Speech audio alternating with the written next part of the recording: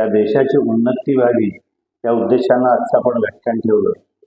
जिला आपण माता म्हणतो त्या भारत मातेला ज्यांच्या निमित्तानं आपण व्याख्यान ठेवलंय त्या वैकुंठवासी पाग्यांना आपलं महाविद्यालयावरून शिक्षणाची देवता शारदा माता सरस्वती देवी तिला आजचे आपले प्रमुख वक्ते माननीय विनयजी सहस्रबुद्धे, आपले प्राचार्य सावंत सर, ब्रह्मनाथ सर, कोरे सर, समोर उपस्थित सर्व मान्यवर विद्यार्थी या सगळ्यांच्या वतीनं नमन करतो.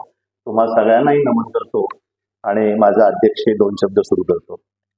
विनयजी, आपण सांगितलं, सावंत सरांनी सांगितलं, जेव्हा 1971 साली दुष्काळ पडला होता त्यावेळेला वि.स. पागेंनी रोजगार हमी योजना सुरू केली. म्हणजे लोकांनी कमवावं आणि खावं, दुष्काळात सुद्धा इथं घरात बसून मिळू नये अशा पद्धतीची लोकशाही, लोक, नेते यांची सगळ्यांची विचारसरणी होती. पण आज मात्र लाडका भाऊ, लाडका विद्यार्थी, लाडकी विद्यार्थिनी या पद्धतीची जी लोकांना करणारी लोकशाही निर्माण व्हायला लागली आहे, राजनेते निर्माण व्हायला लागले. आणि खरं म्हणतात यथा राजा तथा प्रजा, आणि लोकशाहीमध्ये प्रजा ही राजा असते. त्यामुळे प्रजा तसाच नेता आणि नेता तशीच प्रजा, अशा पद्धतीचे हे वारंवार होणाऱ्या इलेक्शनमुळे मला वाटते ह्या पद्धतीच्या गोष्टी सुरू होतात. आता एक आमच्याकडे महानगरपालिकेच्या निवडणूक आहेत, 15 तारखेला निवडणूक आहेत. त्यानिमित्तानं एक व्हिडिओ क्लिप व्हायरल होते युट्यूबवर. एक नेता घरी जातोय, तो विचारतो तुमच्या घरी किती मत आहेत? तो माणूस सांगतो 4 मत आहेत. मग तो लगेच आपल्या मोदींकडे सांगतो त्यांना 2000 रुपये द्या. तो माणूस म्हणतो की मला 2000 रुपये नको, मला फक्त 10 रुपये द्या म्हणतो. त्या नेत्याला आश्चर्य वाटतं, मी तर तुला 2000 रुपये देतो, तू 10 रुपये कसे काय मागतोय? तर तो म्हणतो तू आज माझ्याकडे आलास, माझं मत मागितलं, मला पैसे दिले, निवडून येशील माझ्या मतावर, त्याच्यानंतर तू 5 वर्ष माझ्याकडे फिरकत नाहीस, मला पैसे दिल्यामुळं तुझी जबाबदारी संपली असं तू मानतो. तर त्या 5 वर्षाचा हिशोब केला तर 10 वर्ष गुणिले 5 गुणिले 365 एवढे रुपये तू मला दे. माझ्या मताची पर डे किंमत 10 रुपये आहे. या पद्धतीचा एक साधा माणूस सांगतो. हे आपल्या लोकशाहीतल्या लोकांना कळलं पाहिजे, हे नेत्यांना कळलं पाहिजे, म्हणजे आपलं मत विकलं जाणार नाही ही भावना निर्माण व्हायला पाहिजे. याशिवाय काही आकडेवारी मी पण सांगू इच्छितो. 1947 साली आपला देश स्वतंत्र झाला, त्यानंतर आजपर्यंत जी आकडेवारी आहे त्याच्याप्रमाणे देशात साधारणपणे 400 निवडणुका झालेल्या आहेत.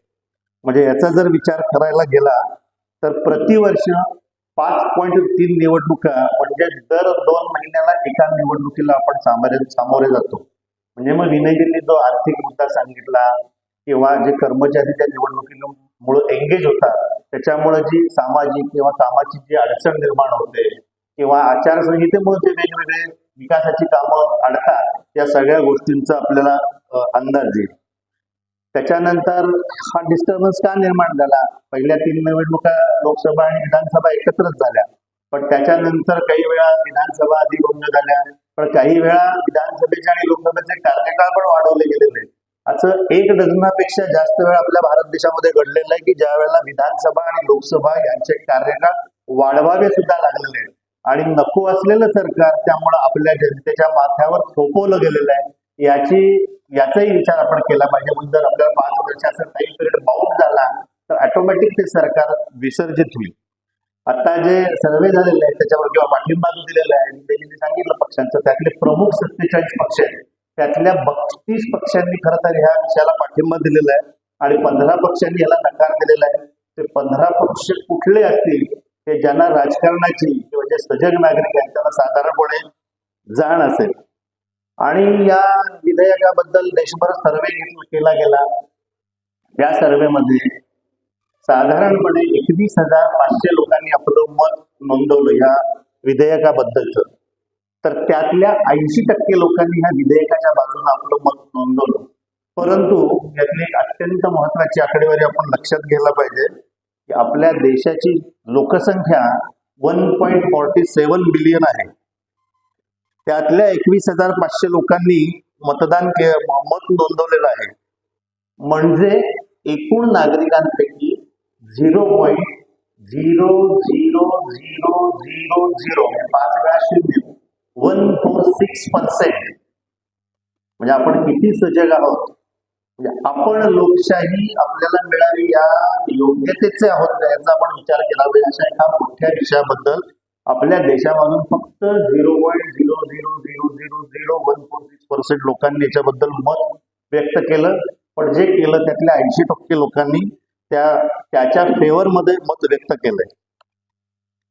तसंच आणखीन एक अलीकडच्या काळामध्ये भेडसावणारा विषय म्हणजे विशेषतः तरुणांच्या मध्ये विनयजी हा आर्थिक वगैरे विषय सोडून द्या, पण जे सोशल मीडियाच्या मार्फत निरनिराळे विषय समोर येतात त्याच्यामध्ये बटंगे आणि वोट लेंगे, बाटेंगे आणि वोट लेंगे अशा पद्धतीची एक राजकीय पक्षांची किंवा राजकीय नेत्यांची प्रवृत्ती दिसून येते. आणि हा खरं देशाच्या दृष्टीनं मला वाटतं फार मोठा भस्मासूर आहे. कारण दर 2 महिन्यांनी जर इलेक्शन होत असतील आणि दर 2-3 महिन्यांनी अशा पद्धतीची विचारसरणी किंवा विचार पेरले जात असतील तर आपला भारताचा समाज एकसंघ होणार कसा, तो एकत्र राहणार कसा, आणि याचा तोटा समाजाला तर आहे पण याच्यामध्ये देशाचा आंतरराष्ट्रीय स्तरावर सुद्धा खूप मोठा धोका आहे.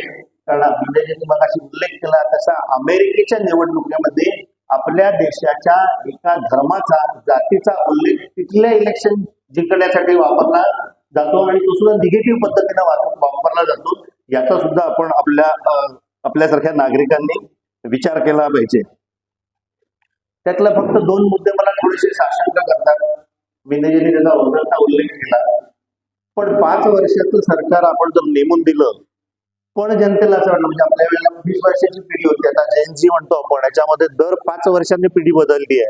त्या 5 वर्षांना तरुण होणाऱ्या पिढीला असं वाटलं की सध्याच्या सरकारची नीती, कार्य आणि कार्यशैली आम्हाला पसंत नाही, तर त्यावेळेला या जनतेला त्यांच्या प्रतिनिधींमार्फत काय करता येईल. किंवा नुकतंच आपल्या महाराष्ट्रामध्ये मागच्या वेळेला मोठा प्रसंग घडला, मी परत येईन याच्या धर्तीवरती येऊ शकले नाही. परत मग नवीन सरकार आयाराम नवीन सरकार स्थापन झालं, परत त्याची तोडफोड झाली आणि परत नवीन सरकार स्थापन झालं. अशा वेळेला जनतेनं काय करायचं या विषयाला सुद्धा थोडासा सरकार म्हणून किंवा देश म्हणून आपण विचार केला पाहिजे आणि त्याला हात घातला पाहिजे. त्याला मला असं एक सहज उत्तर सुचलं होतं विनयजी, की तुमची राज्यसभा कधी भंग होत नाही. देशात असंख्य इलेक्शन होतात पण राज्यसभा कधी भंग होत नाही. राज्यसभेच्या संसदेचा कार्यकाल संपला की त्याच्या जागी इलेक्शन होते आणि दुसरा माणूस निवडून येतो, पण ती कधी भंग होत नाही. मग तसं आपण लोकसभेला किंवा विधानसभेला करू शकतो का? अशाही पद्धतीनं आपल्याला जी आपली यंत्रणा असते, पैसे असते, याच्या अनुषंगाने आपण काही महिन्याच्या टप्प्याने वेगवेगळ्या ठिकाणी इलेक्शन घेत असतो किंवा निवडणुका घेत असतो.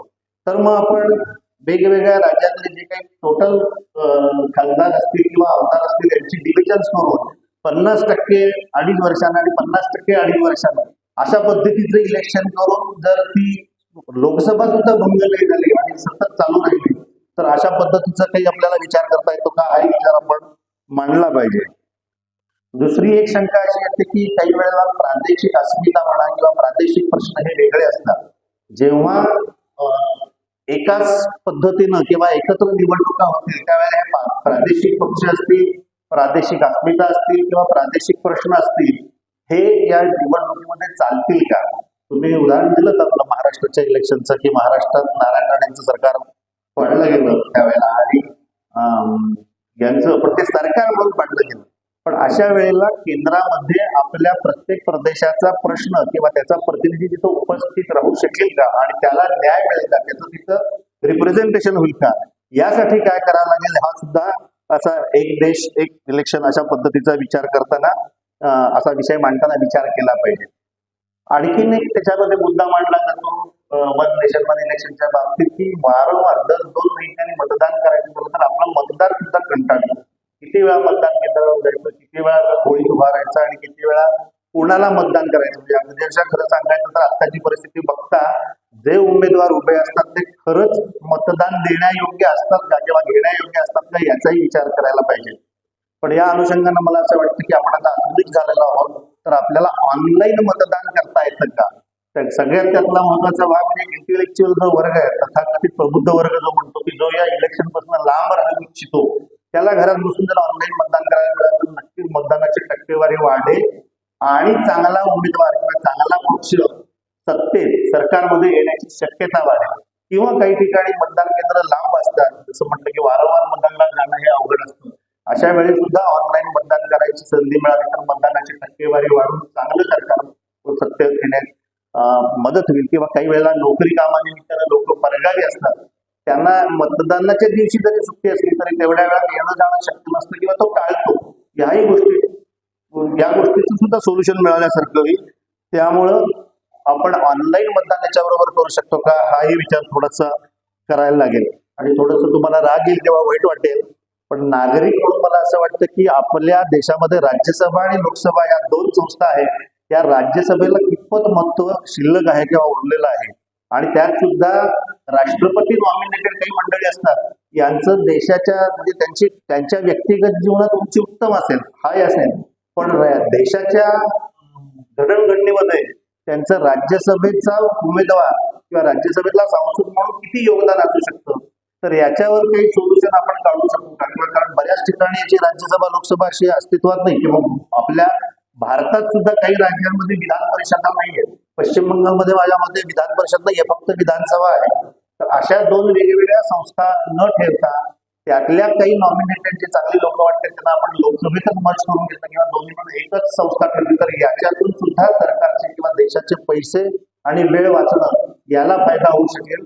कारण एखादं विधेयक लोकसभेत मांडलं ते लोकसभेत संमत होतं, पण राज्यसभेमध्ये त्याला फिल्टर लावला जातो, अडवलं जातं आणि ते वर्षानुवर्ष बऱ्याच वेळा प्रलंबित राहतं.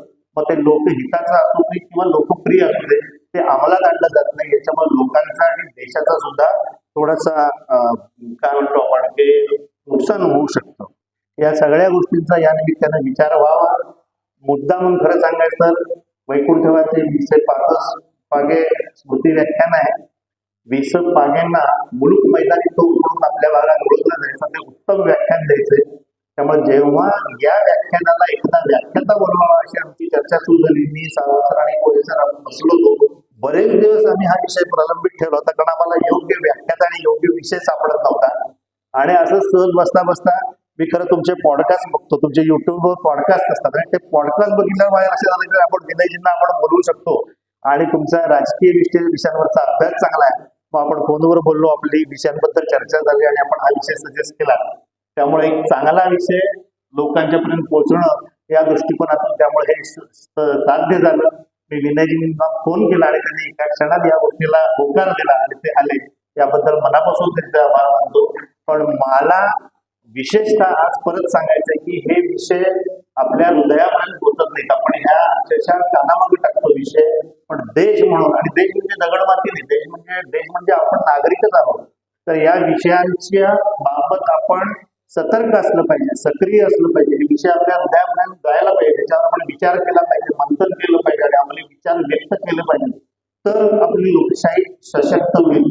नाही कोणीतरी आपल्यावरती थोपवतंय असं होईल आणि आपण परत गुलामगिरीतच राहू, अशा पद्धतीची आपली राहणी किंवा विचारसरणी राहील.